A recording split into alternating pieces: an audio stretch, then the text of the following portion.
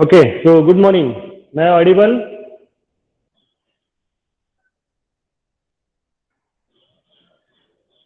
Hemant, Sir. may I audible now properly? Yes, sir. Yes, Okay. So whatever the things I done, is it visible again properly? yes, sir. Okay. So we'll continue our previous remaining numerical.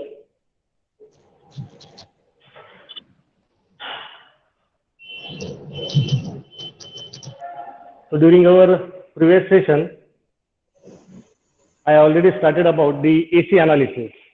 Okay. For AC analysis, the first requirement, AC analysis means what? First of all, that means we have to find out AV, RI, and RO of that amplifier circuit. Is it?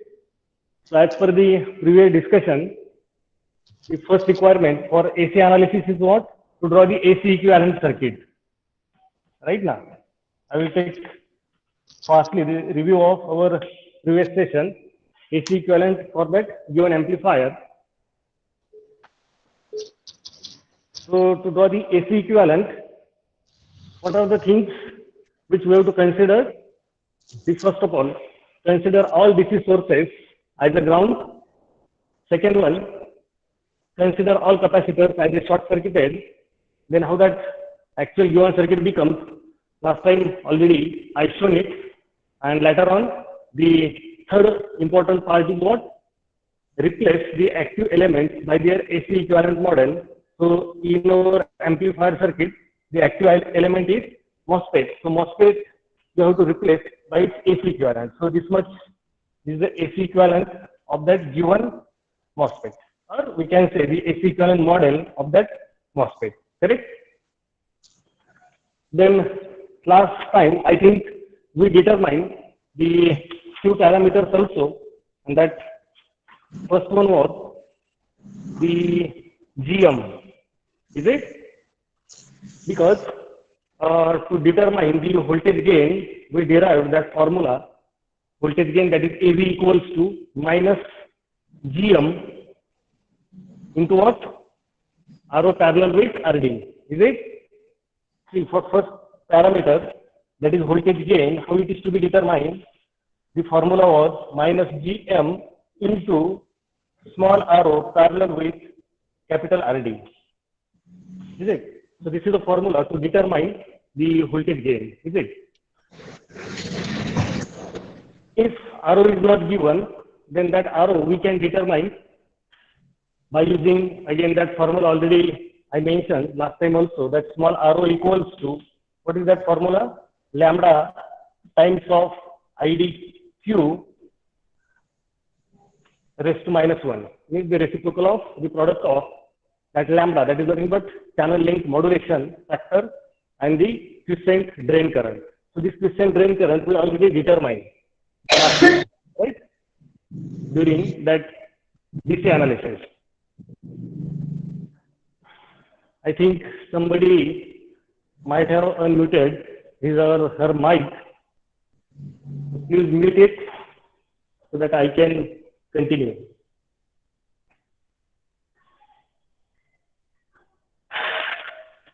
Okay, I think it's muted now. Okay. So that lambda factor, that is channel length modulation factor, it is mentioned in the numerical. How much it was? That lambda given was 0.022. This lambda was given in the numerical, that is 0.022 per volts. Is it? What is that lambda? That also we will go on to cover today only. This is not mentioned in your syllabus, but you should be familiar with this channel length modulation factor. What is exactly that lambda, or how it will go on to affect the performance characteristics, as well as how it is to be used in AC analysis. And that's why I will go on to explain about this lambda, that is channel length modulation factor, after this numerical. Okay. So how much that RO we got last time? Just let me know the value of this RO. 7.7. How much? 7.07. 7.07. What? Kilo or mega ohm into 10 raised to something will be there. It will not be exactly 7.07. I think last time also I highlighted this point. It will not be only 7.07. It will be in ohms, but it will be very high. Okay. So just find out. Kilo ohm. It's only kilo ohm. Are you sure with this? I don't know value. That's why I'm asking. Okay. So once I think last time up to over here we completed. Now the second parameter, which is known as Ri, that is nothing but input impedance of that amplifier. Okay. Now, what is exactly the meaning of input impedance? So see, basically there are two types of input impedances. One is the impedance offered by transistor itself only, and another one that is the impedance looking from input side of that complete amplifier circuit. Okay. That means what? If you look in this diagram, if you try to observe the impedance only at the input terminal of that transistor only, okay, and later on if you try to observe that input impedance from the input side of that complete amplifier, okay, so this one we will call it as suppose Ri, only Ri, that is nothing but the impedance offered by transistor only, right? And if you look from the input side of that complete amplifier, then we will call it as Ri dash, or we can call it as a overall input impedance, right? Again, the same thing I will try to show in this equivalent also.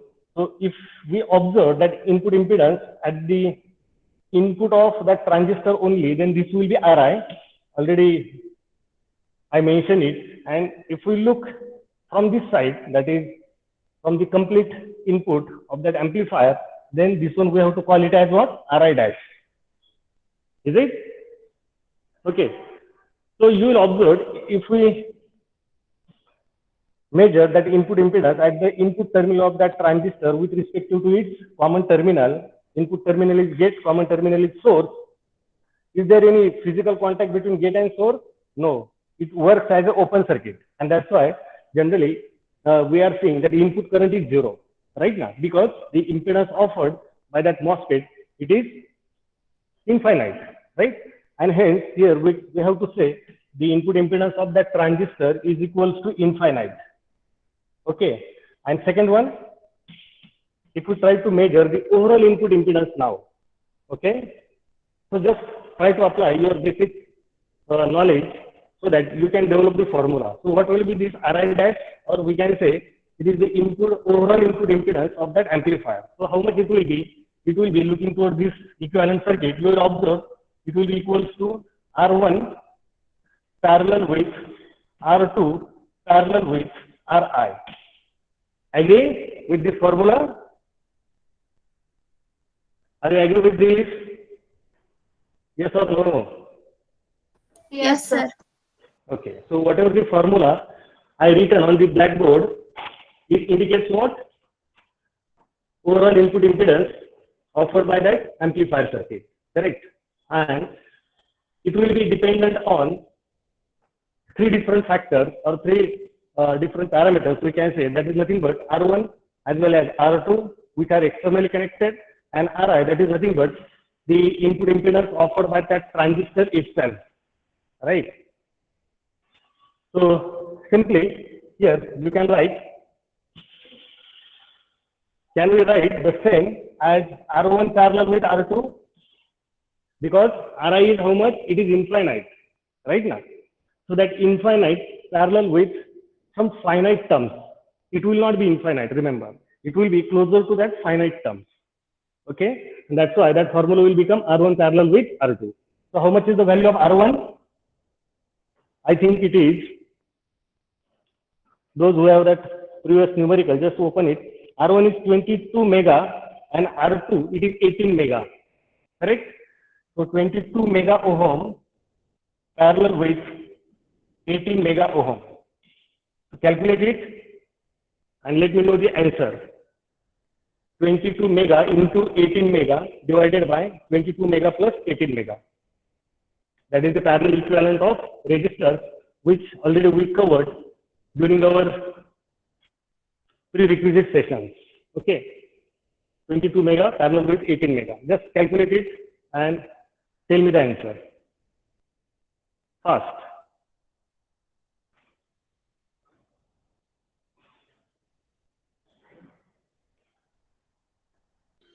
$9.9 mega. Only 9.9 mega? Yes. Yes.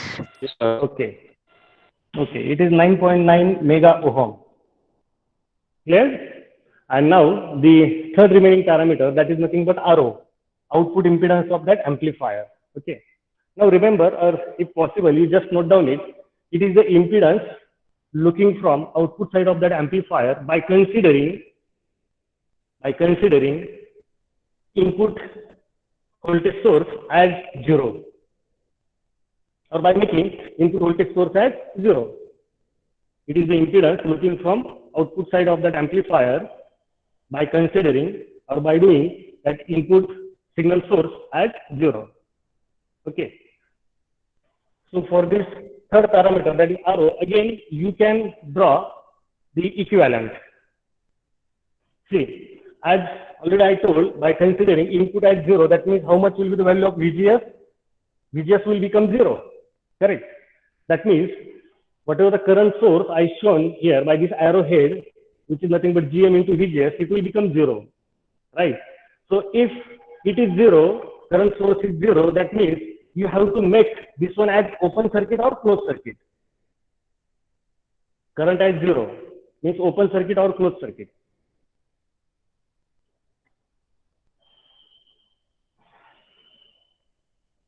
Fast. Open Current, circuit. yes, current 0 means what? That path will be open right now. Because VGS input voltage we are considering as 0. That is the definition to find out the output impedance. That means the equivalent circuit will remain this much. See, I consider that input as 0, right? Similarly, GM into VGS, it will become again 0. That means it should be an open circuit. So this is the equivalent circuit to determine the output impedance of that amplifier. Okay. Now again, there are two output impedances. Only looking from the transistor side, or by considering only transistor, it will be small RO, that is the impedance or resistance offered, or internal resistance offered by that transistor between drain to source. And another one by considering or from the output side of that amplifier. That means by considering whatever external resistances are added with it, and it should be RO dash. So RO dash, we can say it is the overall output impedance of that amplifier, and RO, it is the output impedance of that transistor, or the resistance between drain to source of that transistor. Correct? Right? So here you can write now the third parameter, that is output impedance of that transistor is equals to small RO, and that you already determined. Is it? That is, as per your answer, it is 7.07 into 10 raised to 3 ohm. Okay. And hence, that overall output impedance, that is RO dash, it will be equals to, how much it will be? It will be equals to small RO parallel with RD. Small RO parallel with externally connected drain resistance. So how much it will be now? It is 7.07 into 10 raised to plus 3 into capital RD is, it is 3 kilo ohm into 3 into 10 raised to plus 3 divided by addition of these two, 7.07 K plus 3 K. Correct? So find out it again.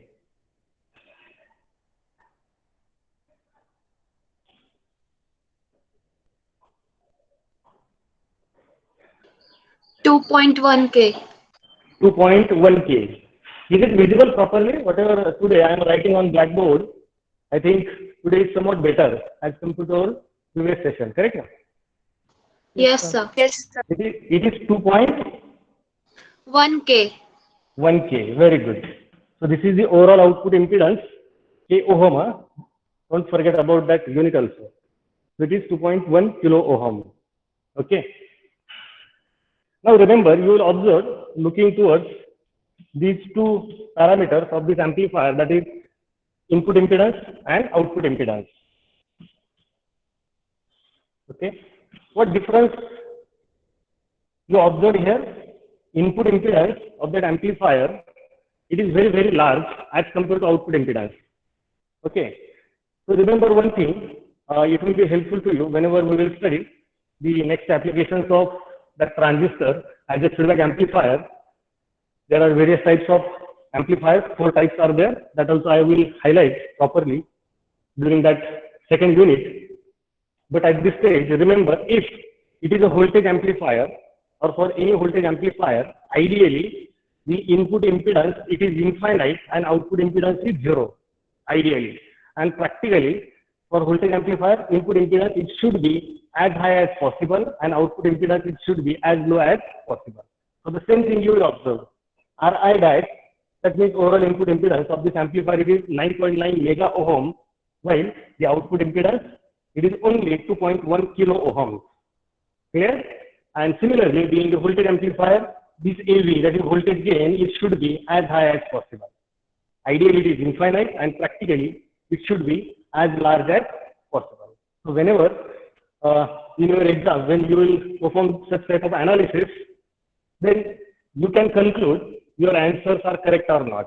If you are getting such type of comparison, that means AV sufficiently large, then Ri sufficiently large and Ro sufficiently small, then your answers will be correct. Okay. Now one more thing I would like to highlight, if in the numerical load resistance is given like this. This is nothing but RL. Suppose it is given as 10 kilo ohms. Okay. Now what changes you have to do in the AC equivalent circuit? Whatever the AC equivalent circuit is shown up to the previous, if RL is there, if RL is extra shown in the circuit across which we are taking the output voltage, then you will observe where that RL is connected. That RL is connected to the drain terminal with respect to what? Ground or common. That means you have to consider that RL in this AC equivalent. That means it should be over here, like this. This will be your RL as it is. Okay. And now that overall output impedance will get changed. It will be looking from total output terminal of that amplifier, right? So small change in this formula, you will observe that Ro dash, it will be equal to know what? Small Ro parallel with capital RD parallel with that RL. Is it clear now? Are you getting it? Yes, sir. Okay, good. So up to this session, we completed AC and DC analysis of the given MOSFET amplifier. Now we'll switch to the next topic, and that is nothing but non-ideal VI characteristic of MOSFET. This is our next topic, and in that, first non-ideal VI characteristic is finite output impedance. What is that? That we will discuss now.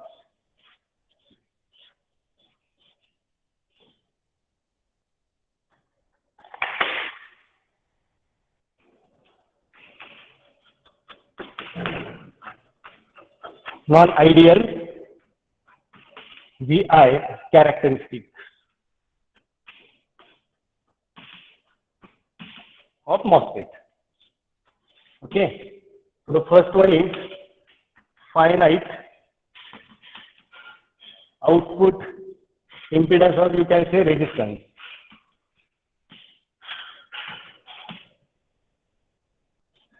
So before going to this, what is the exact title? It is non-ideal. Non-ideal means what? Ideally, suppose, for example, see, you all are now very familiar with the output characteristic of MOSFET.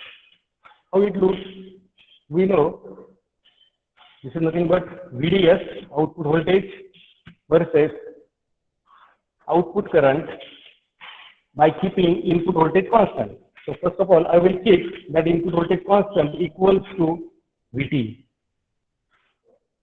This is nothing but VGS equals to VT. Then second curve I will plot somewhat like this, which is nothing but VGS slightly greater than VT. Third one I will plot somewhat like this. Now it is sufficiently large as compared to the previous condition or case. And here I will consider that VGS equals to VGS max. Are you agree with this? Already we discussed all these things during our previous one of the lecture. Okay. Okay, so we'll switch towards our this topic. Are you agree with this? Whatever the output characteristic or drain characteristic I drawn here. Are you agree with this? Yes, sir. Okay, good. So see, generally we are saying what after a particular value of VDS, that means this one, in second curve this one, or in third case this one, or in last case this one, is it? Even if that particular VDS is increased, ID remains constant. Generally we are saying like this. Yes or no? So this is the ideal case. After this, and these voltages are also known as a pinch of voltages. These are various pinch of levels of that given MOSFET. So all these are the pinch of voltage. After which, even if VDS is increased, ID, our output current or drain current, it remains constant. Generally we are saying like this. Yes or no? Because of what? The channel limitation. Right now. Because whatever the charge carriers get accumulate, they have the limitations. They remain that much only. And even if the applied voltage across that channel increases, the current flowing through that channel, it remains that much only. Correct now? And that's why we are saying the output current, it remains constant. But practically what happens, whenever we are increasing that applied output voltage beyond this pinch off level, there is slightly increase in output current. A small change in or small increase in output current occurs. And you will observe, that's why purposely I drawn this line with somewhat slope. It is not perfectly parallel to the x-axis. Is it? Getting it? Whatever the slope I shown to this curve, it is slightly tilted. Right? It is not exactly parallel with the x-axis. Agree with this? Yes, sir. Okay. Now one thing I want to highlight here, if this curve is perfectly horizontal, consider the first case. If this case after pinch of voltage, if it is perfectly horizontal, then if I consider this pinch of voltage, for example, as a VT and maximum applied output voltage, suppose it is of 10 volts. We'll take this example. Okay. First case, what I am considering, the change in ID, delta ID, after applied output voltage 4 volts to 10 volts is how much?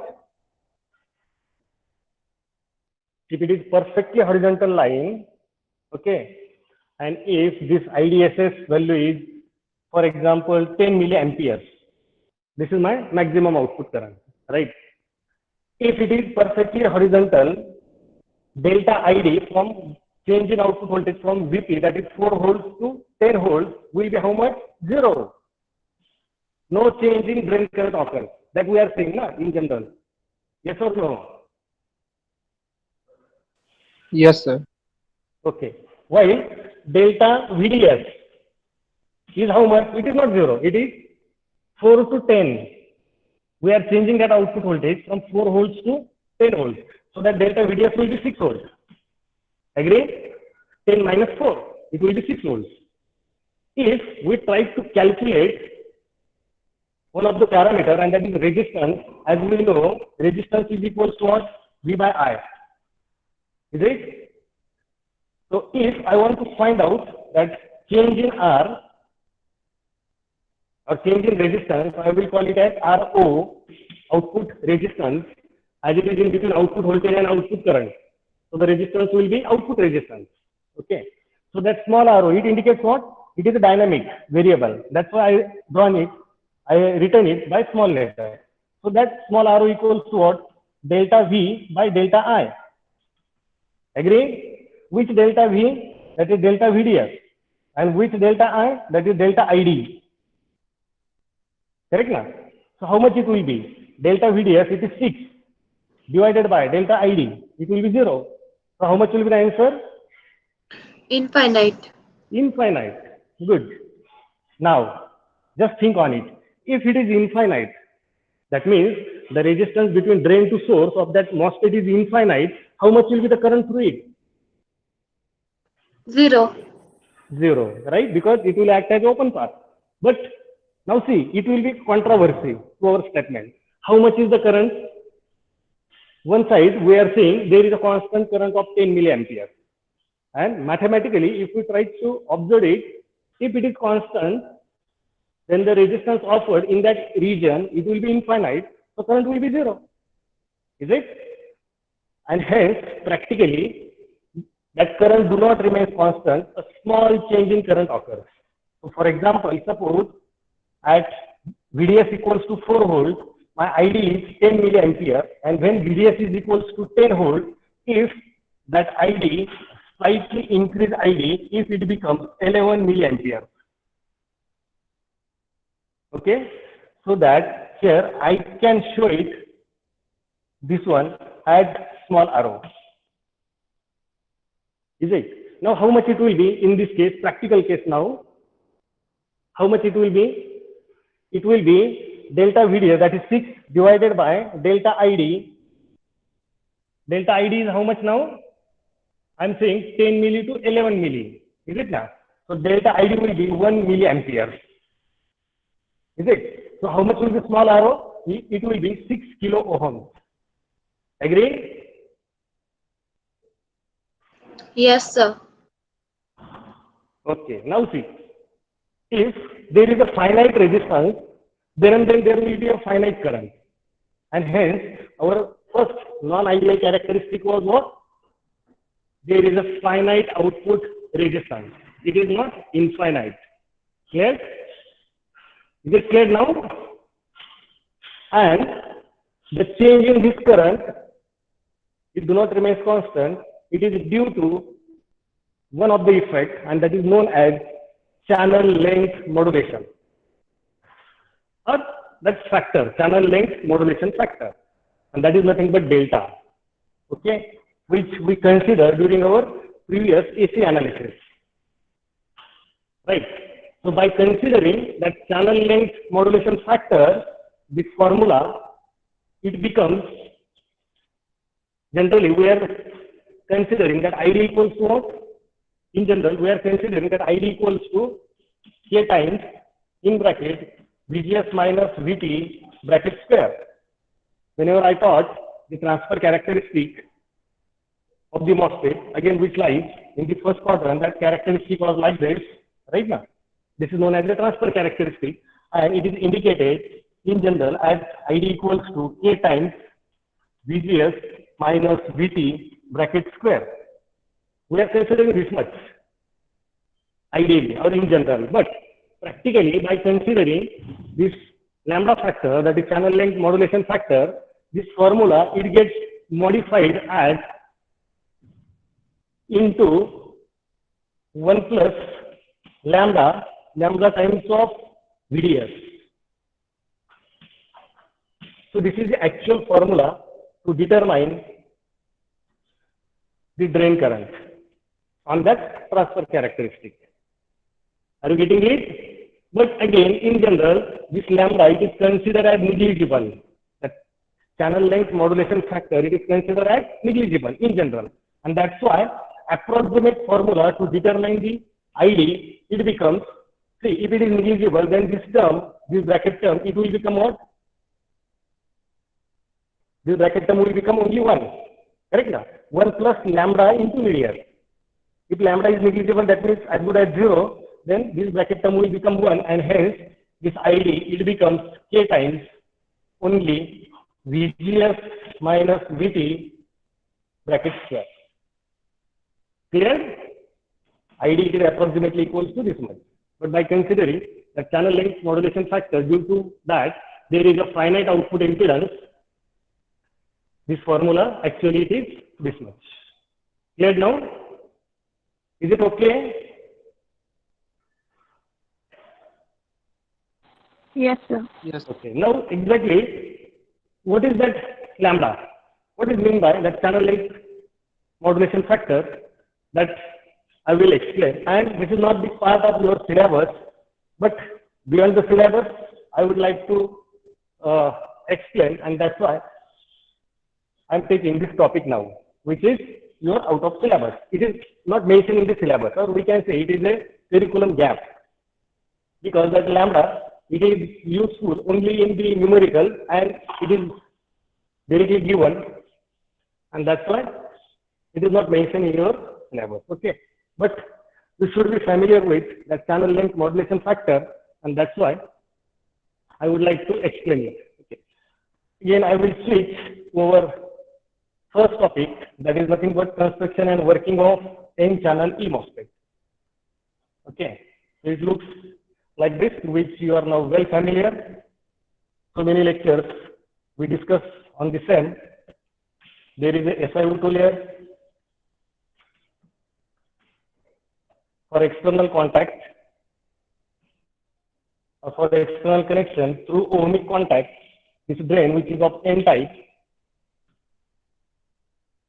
is connected. Similarly, this source is also connected through somewhat ohmic contact to the external environment, as well as now there is one gate region which is totally isolated by this SiO2 layer. Correct now?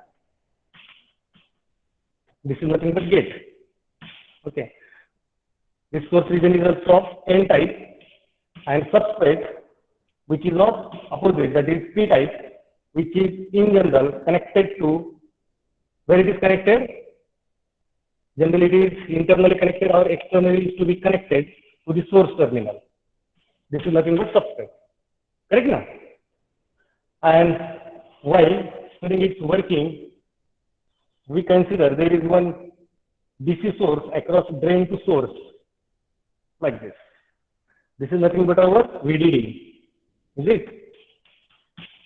And to have the channel between gate to source, there should be a separate DC source with the proper polarity. That means to attract the minority charge carriers which are present in this substrate, this gate it should be positive. Okay. All these things we already covered, so I will not again go on to explain in detail. Right. Now see, when that VGS, that is the voltage applied by this VGG, a separate DC source at the gate with respect to source, is what? Equals to VT or greater than VT, then the accumulation process of that charge carriers is occurs between drain to source. Right now, all that minorities which are present in this P type of substrate gets attracted due to the positive potential applied at this gate terminal, right? But it will not go on to migrate towards the gate because of this SiO2, and hence we are saying there is a zero gate current, right? So all these things you already studied, yes or no? Are you agree with this? Yes, sir. Okay. Now see, whenever that channel gets formed, either a weak channel or strong channel or very strong channel, or we can say the maximum capacity channel, all minorities will get attracted, so that applied gate to source voltage we are saying it has a VGS max. Okay. So we consider any one condition. Suppose all that minorities gets attracted, and hence the channel strength it will be maximum. Correct? I will go on to show it like this. A large capacity channel gets formed by the application of this VGG or VGS is equals to VGS max. Right? And whenever I will go on by keeping that VGS equals to VGS max, a full strength channel will get formed between drain to source, and later on, if I start to increase this VDD from 0 to onward, what will be going to happen? As per that output characteristic, the current also starts to increase, right now, up to its IDSS, maximum drain to source current, or we can call it as drain to source saturated current, right? Now see, if you look towards the biasing of junction by this VDD, this positive terminal, it is connected to drain, right? That drain is of N type. So the junction which is formed between drain to substrate, that means this much. This is the junction which is in between what? That drain region which is of N type and the substrate which is of P type. And where the substrate is connected, it is connected to the negative of that VDD. Okay. While the drain, where it is connected to the positive of this VDD. Right? So looking towards the biasing of this PN junction between drain to substrate, can we say it is a reverse bias? The junction which is formed between drain region and the substrate, the highlighted area, highlighted region, or highlighted PN junction, can we say it is a reverse bias? Yes, because the drain which is N type is connected to the positive of that VDD, and substrate which is P type, it is connected to the negative of VDD, right now.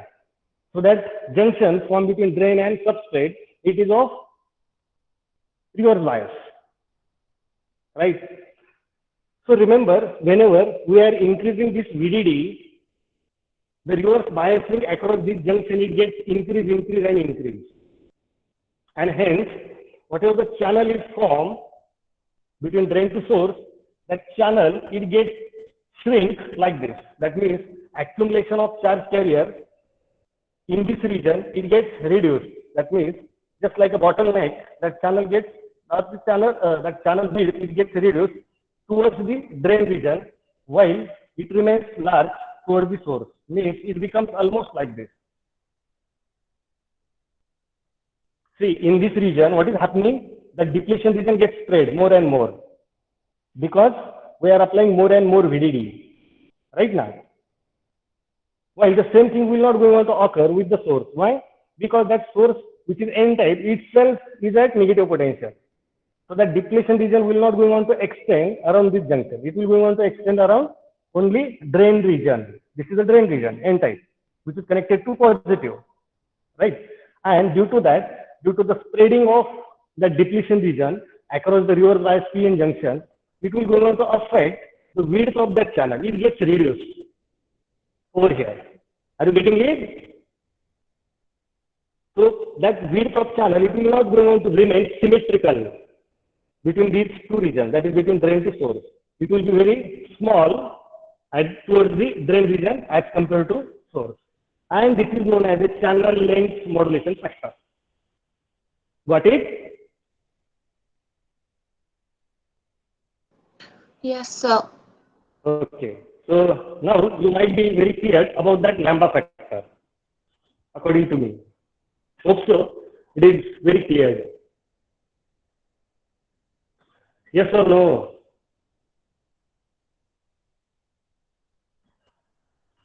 Yes, sir. Yes, sir. Okay.